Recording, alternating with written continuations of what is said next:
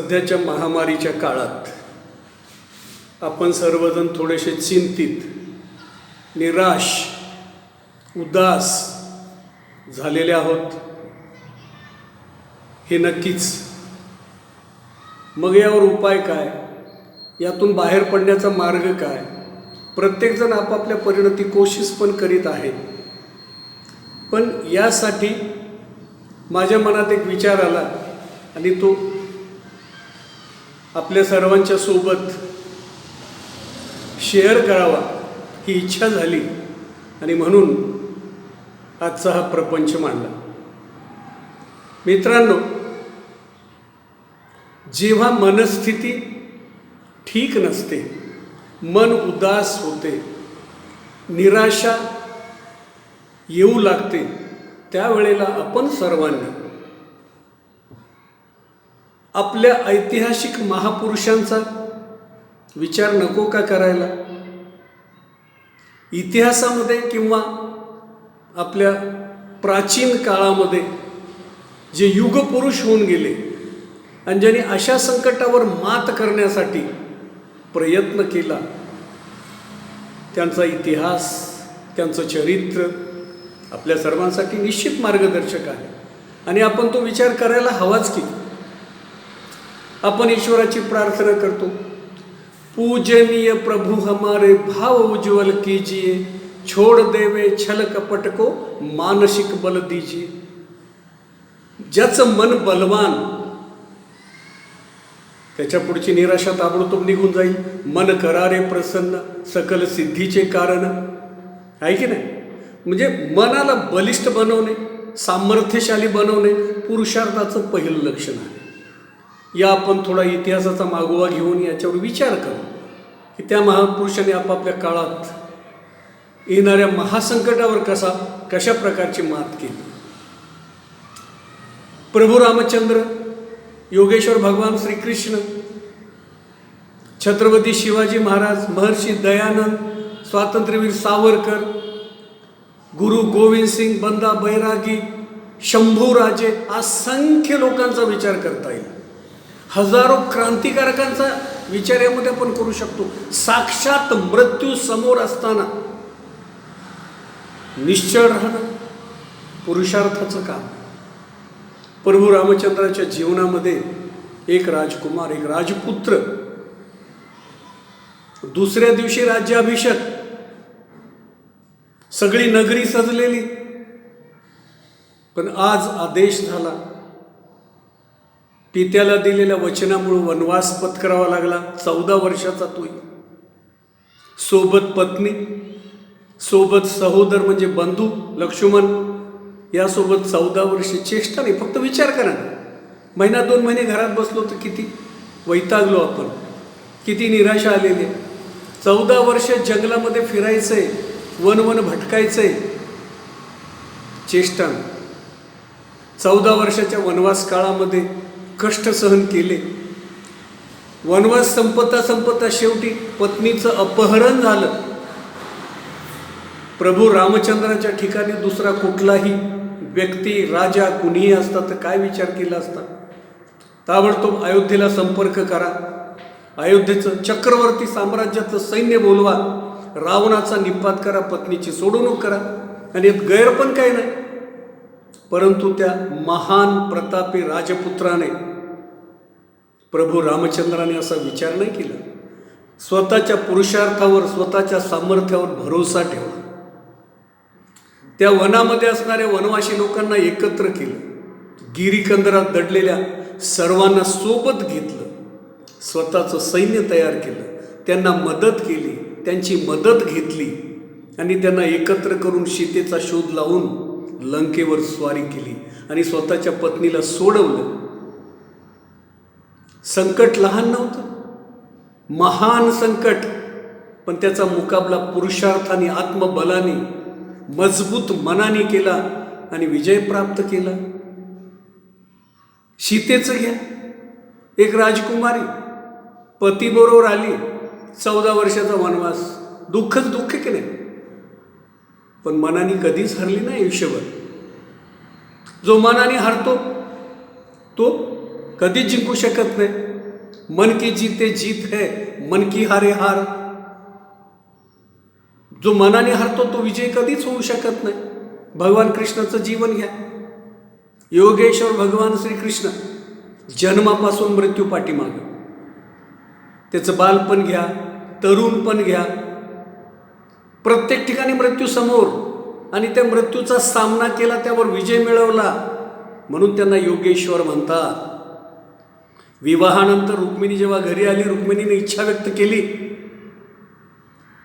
4-6 महिन्यानंतर की पतिदेव, लग्न आपण कशासाठी करतो, ते एक चांगलं पुत्ररत्न झालं पाहिजे, वंश वाढला पाहिजे. कृष्ण म्हणतात सखी सहज नाही हे. चांगला पराक्रमी पुरुषार्थी पुत्र हवा असेल तर तपश्चर्या करायला लागेल, ब्रह्मचर्याचं पालन करून. आणि दोघं पती पत्नी 12 वर्ष ब्रह्मचर्याचं पालन करतात. त्यानंतर प्रद्युम्न नावाचा पुत्र हुबहू कृष्णासारखा होतो. कंस, जरासंध, शिशुपाल आणि शेवटी पांडवांना हाताला धरून दुर्योधन, समूळ दुष्टांचा नायनाट केला आणि धर्माचं प्रतिपालन केलं पुरुषार्थाच्या बळावर. मनामध्ये उदासी आली नव्हती, मनामध्ये उदासी आली, मन कमजोर झालं, कधीच होऊ दिलं नाही. पुरुषार्थ केला, विजय प्राप्त केला. छत्रपती शिवरायाचं उदाहरण घ्या, असंख्य उदाहरण आहे. जेव्हा जन्म झाला 11व्या वर्षी जहागिरीत यायला लागलं पुण्याला. गाढवाचा नांगर फिरवलेल्या पुण्यामध्ये पुन्हा लोकजीवन निर्माण करणं सोपं काम नव्हतं.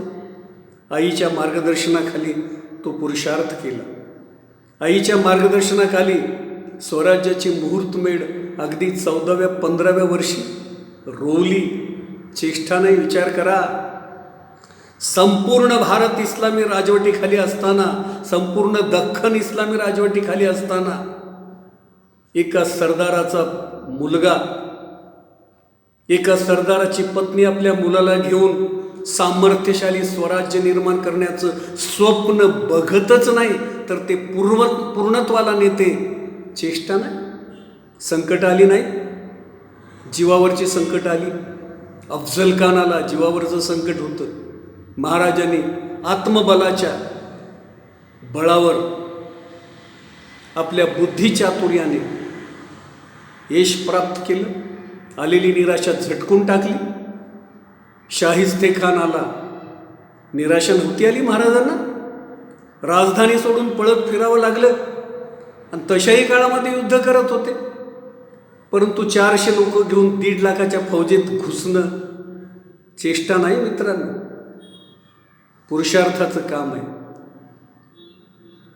आग्र्याचा पराक्रम आपण सगळ्यांना माहिती आहे, जीवावरचा पराक्रम.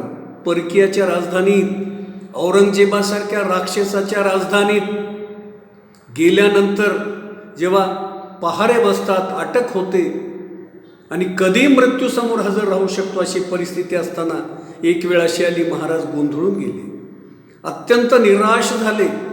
यातनं आपली सुटका होणार नाही. छोटंसं बाळ, 9 वर्षाचं शंभू बाळसोबत 400 लोक जीवाभावाची, या सगळ्यांची कत्तल इकडंच होणार, आपला नायनाट होणार. परंतु तशाही परिस्थितीमध्ये त्यांनी आपले संबंध बनवले. अफजल खानाचा वजीर, अफजल खानाची मुलगी जहानारा आणि काही सरदार आपल्या बाजूने वळवून घेतले. गोंधळलेल्या अवस्थेमध्ये सुद्धा वजीर जाफर खान, मुहम्मद अमीन खान आणि जहानारा यांना स्नेही बनवलं आपल्या गोड स्वभावामुळं. काही ना काही मार्ग निघेल, सतत विचार करीत राहिले. निराशेत ते गप्प नाही बसले, हातावर हात धरून. रामशिंगाला वचनातून सोडवायचं होतं. त्यांनी हळूहळू रामशिंगाला सांगितलं, तुझे पहारे उठव, औरंगजेबाकडनं तुझं वचन सोडवून घे. औरंगजेबाला पत्र व्यवहार केला, मी आता निराश झालोय, उदासी आलेली आहे, विरक्ती आलेली आहे, संसारामध्ये काही अर्थ राहिलेला नाही आहे, मला वाराणसीला जाऊन राहायचं आहे, फकीर बनायचं आहे, संन्याशी बनायचं आहे, तेव्हा मला आज्ञा द्यावी. औरंगजेब धूर्त होता. ठीक आहे म्हणले, फकीर बनायचं आहे, प्रयागच्या अलाहाबादच्या किल्ल्यामध्ये ठेवतो. राजाने नकार दिला. तर त्याला माहीत होतं अलाहाबादचा किल्ला मृत्यूचा सापळा आहे. तशाही स्थितीत ते विचारच करीत राहिले.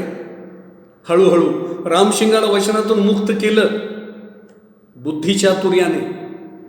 त्यानंतर औरंगजेबाला निरोप पाठवला, मी व्रत करत असतो आणि त्यामुळं मिठाई वगैरे वाटत असतो. रोज भरभरून मिठाई वाटायला लागली. कहाणी आपल्या सगळ्यांना माहीत आहे.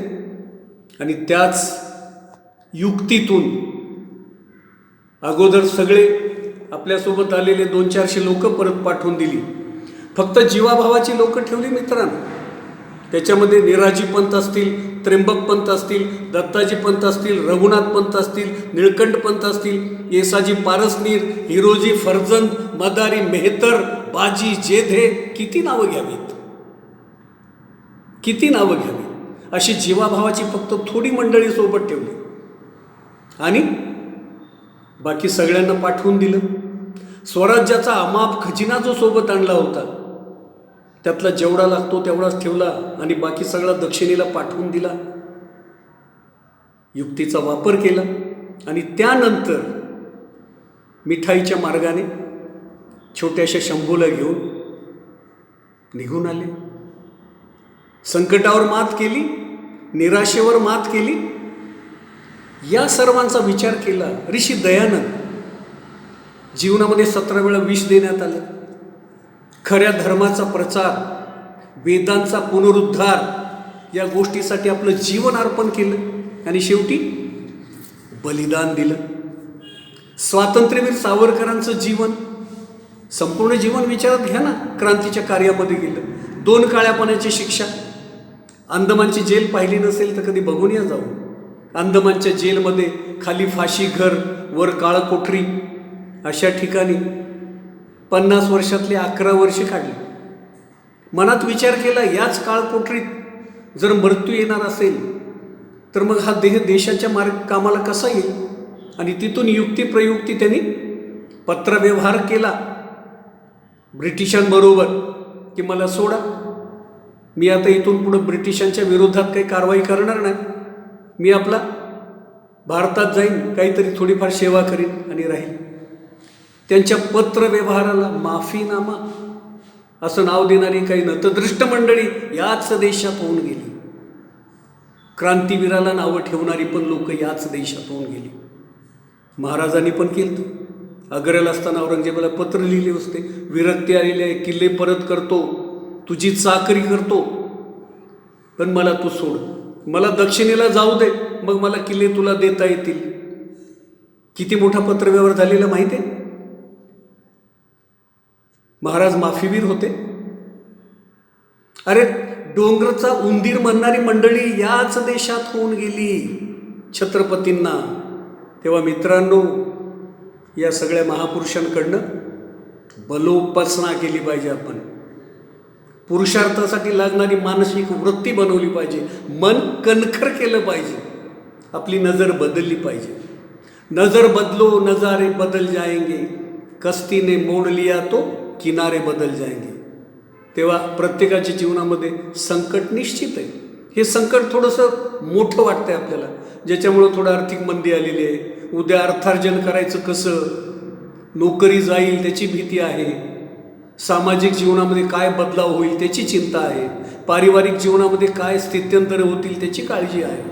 काळजी असलीच पाहिजे.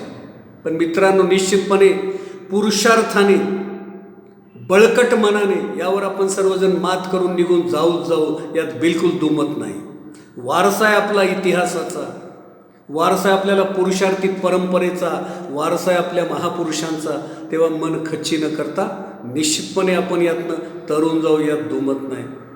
नमस्ते, धन्यवाद.